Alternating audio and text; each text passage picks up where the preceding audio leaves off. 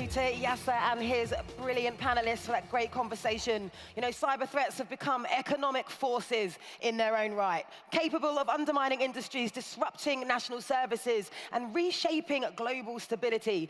The nations that succeed will be those that invest strategically, building capabilities that strengthen resilience, accelerate response, and protect the foundations of their digital economies. Now, as we look ahead, I think the real advantage won't come from spending more, but from spending wisely.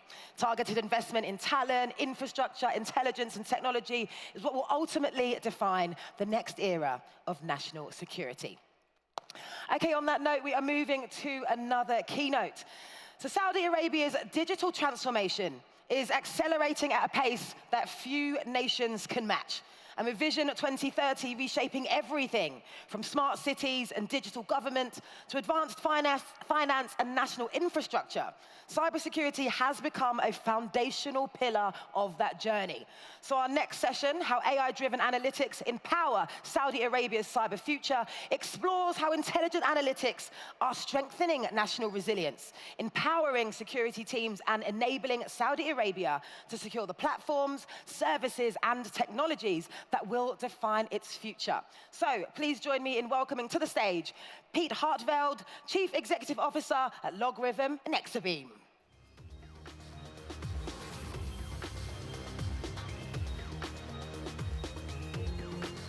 Good afternoon, everybody. My name's Pete Harteveld. I'm the CEO of Exabeam. Exabeam, as an organization, is the leading AI-driven security operations solution providers in the market today. We boast over 3,000 customers across the globe. We deliver our solutions both on-premise and in the cloud. And specific for this audience, we can deliver it in a cloud that is hosted in Saudi Arabia. And additionally, we have over 15 years of combined Gartner Magic Quadrant leadership. And I'm proud to say in our most recent Gartner Magic Quadrant, we were named again a leader in what was just released in November. When you think about Saudi Arabia, we have made a decision to invest heavily in this market. So we not only have sales reps and solution engineers, but we have a full complement of teammates. We have engineers, we have marketing, we have customer success individuals. We think that is a really important aspect of what we're doing in terms of working with our customers and partners in Saudi Arabia to ensure that we're protecting them from the world's most challenging cyber threats. Additionally, I'm pleased to announce that we're making an even bigger investment in Saudi Arabia. We've announced a newly expanded office, as well as the establishment of our Customer Innovation Briefing Center. That briefing center is really foundational to what we believe is a broader remit for us and our organization. So we'll use that briefing center as a means to both introduce new capabilities to our partners and our customers, but also as a hub, a gathering point to bring together students from university, as well as our partners, to help to educate them and accelerate their understanding of the cybersecurity world as it exists today. Now, if you take a look at Saudi Arabia, it's an interesting dynamic that's happening here in the kingdom.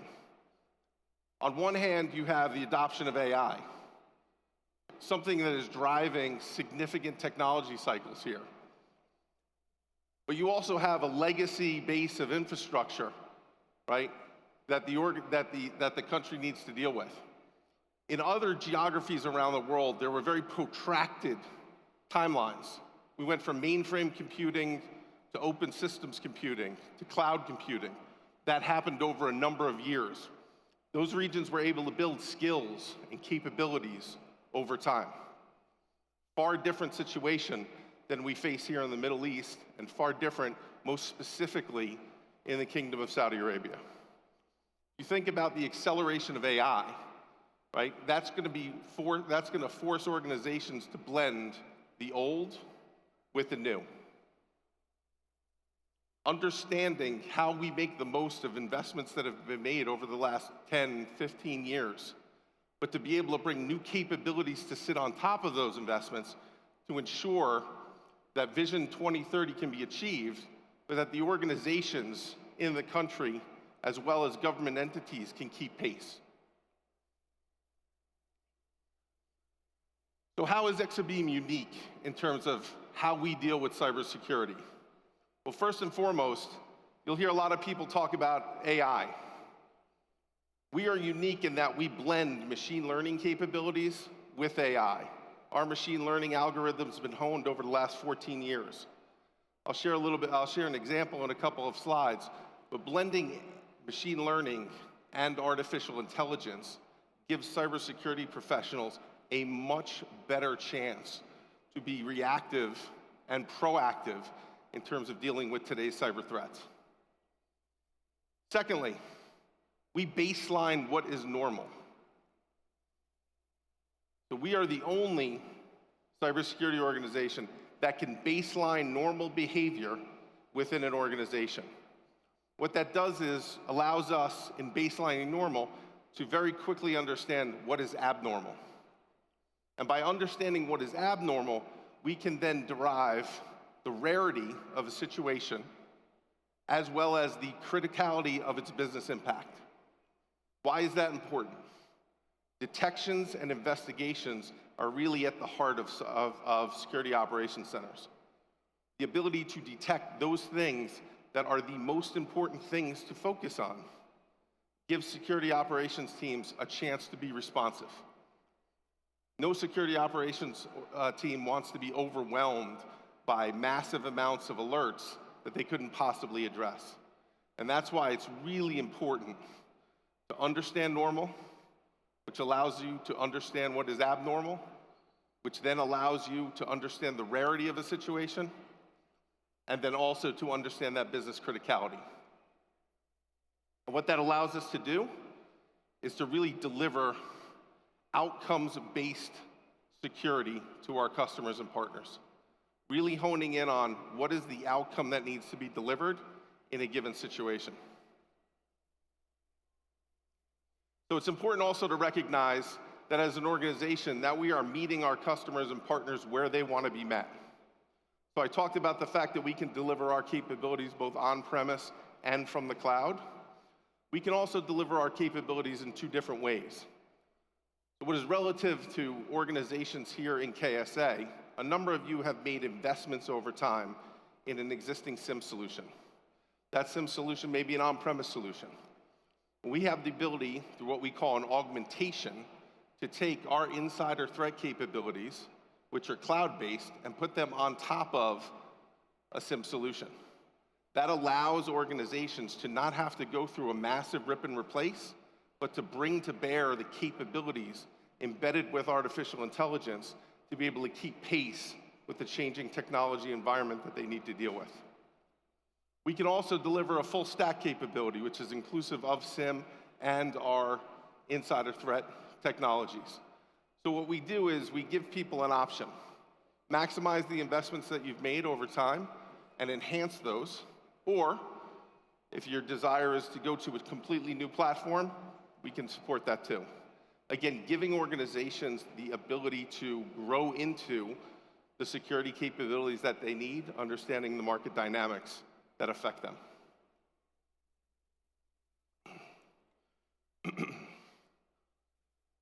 You'll hear a lot about AI today, tomorrow, the next day.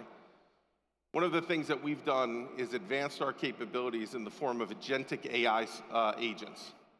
And within our capabilities, we possess 6 specific agents that are focused on enabling security operations teams to be more effective, more efficient, and more capable. These agents are purpose-built. They're an enhancement of an existing security operations team. And why are they important? Today, there are not enough cybersecurity professionals in the world.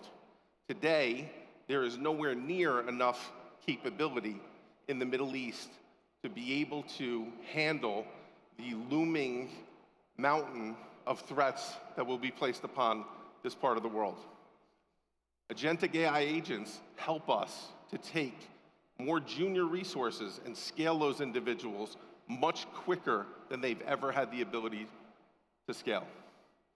It gives us the ability to, in a much faster way, get enhanced levels of productivity and capability out of resources. That is going to be super critical if I think about where Vision 2030 takes Saudi Arabia and the pending threats that are certainly going to come down upon this part of the world as you constantly have to deal with changing technology cycles. I talked about a moment ago, machine learning plus artificial intelligence. So what we've been able to do is to take our capabilities and run them in our own Security Operations Center, which is really a proving ground for us at Exabeam. And what we found as we've benchmarked our internal SOC teams is that we're seeing up to an 80% improvement in an analyst's productivity and efficiency. That is significant, right? That is absolutely incredible in terms of creating more throughput for what is traditionally a very skinny security operations team.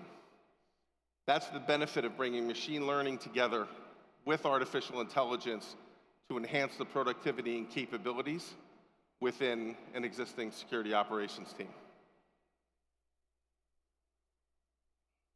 So I'll spend a couple minutes just talking a little bit more about 3 key trends that are revolutionizing cybersecurity. So if you think about Gen AI, right, which about 18 months ago was what everyone talked about, fast forward today to agentic AI.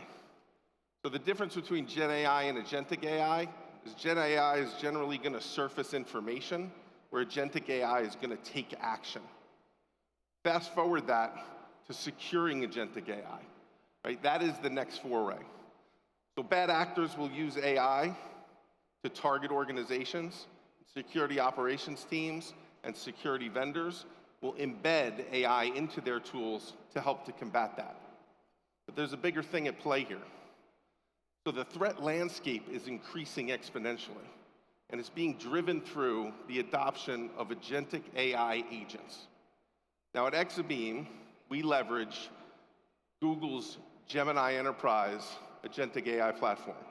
And as a CEO, I have pushed my organization in ways that are uncomfortable to adopt agentic AI capabilities. What we've seen is we have more than 500 individuals across our organization who are engaging in our agentic AI capabilities each and every week. We have measured a 5-hour improvement to productivity and efficiency on average for each of those individuals. So as a CEO, that is incredibly enticing for me. As a CEO, that forces me to go to my Chief Information Security Officer and tell him, you have to figure out a way to secure these agents because the productivity gains are far too great for us to either ignore or slow down on. I personally use 7 different agentic AI agents in my day-to-day efforts. So Pete Harteveld has an identity inside of Exabeam. He also has 7 agents who use his credentials, who also perform work on his behalf. When you think about the proliferation possibilities in terms of managing the identities in your organization, securing those identities, it is significant. Take a 1,000-person organization. If everybody in that organization were to adopt 7 agentic AI agents, you can go from 1,000 people to 8,000 in the span of a couple of months. No organization can hire enough people that quickly. So the question is, from a security operations team, how do you manage that? How do you deal with that? Because the number of alerts, right, the number of possibilities, the threat landscape has expanded exponentially. And so this is really where the big challenge comes in around securing agentic AI agents. Because as I say to my own organization, the benefits are too great. We have to figure out how to deal with this. I'll fast forward to this past September, or look back to this past September, where Exabeam announced, in partnership with Google, our ability to secure Gemini Enterprise agentic AI agents. That gives us now the ability to look at an agent as a digital identity, much in the same exact way that my security operations team would see Pete Harteveld. We believe that is the way forward in terms of dealing with agentic AI and managing it on a go-forward basis. Again, the benefits are enormous in using agentic AI in an organization. But any agent is no different than a human. It can be malicious and it can be compromised. And so when you think about agentic AI, its benefits, and how you manage that across an organization, our belief is the way to manage that is as any other identity in your organization. It is no different than any other insider. And so as we think about the technology adoption curves here in Saudi Arabia specifically, you have a really constrained technology cycles, right? You're gonna have to blend artificial intelligence with legacy environments. How do you do those things? You're gonna have organizations and executives who are demanding that to get more productivity and efficiency out of the organization, they do a better job at adopting agentic AI capabilities. The question is how do you secure those?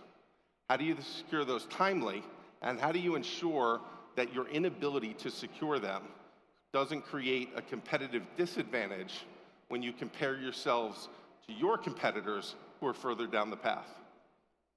So when we think about the adoption cycles around AI, again, Gen AI to agentic AI to now securing agentic AI, right? That is where we see the future going. Everyone's gonna build in agentic AI capabilities into their security tools, and that will help you to deal with some of the threats that are AI enabled today.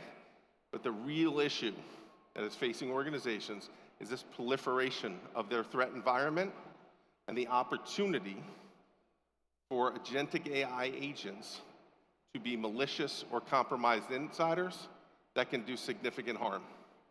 And here's the last thing that I'll leave you with today. When you think about an agentic AI agent and you think about the work that it does on an independent basis and the proliferation of that, now take it a step further. Wait till we have a world in which agentic AI agents can work together across disciplines on a continuous basis, such that the work that they do and the impact that they create expands on a more significant basis. And that impact is felt 24/7, never takes a holiday, never takes a day off. So when you're thinking about what the world looks like today and what the world looks like in the future, for those of you in this room, if I think about just the Middle East, think about compressed timelines, not an ability to modernize in the traditional way that other regions have had the benefit of. Think about your ability to blend the old with the new, and think about the ability to secure agentic AI agents so that your organizations can take advantage of all of the capabilities that they present while not exposing your organizations to increased levels of risk. I'll end it there. I want to thank everybody for their time today. I want to thank the folks at Black Hat for giving me the opportunity to talk to everyone. You all have a good afternoon. Thank you.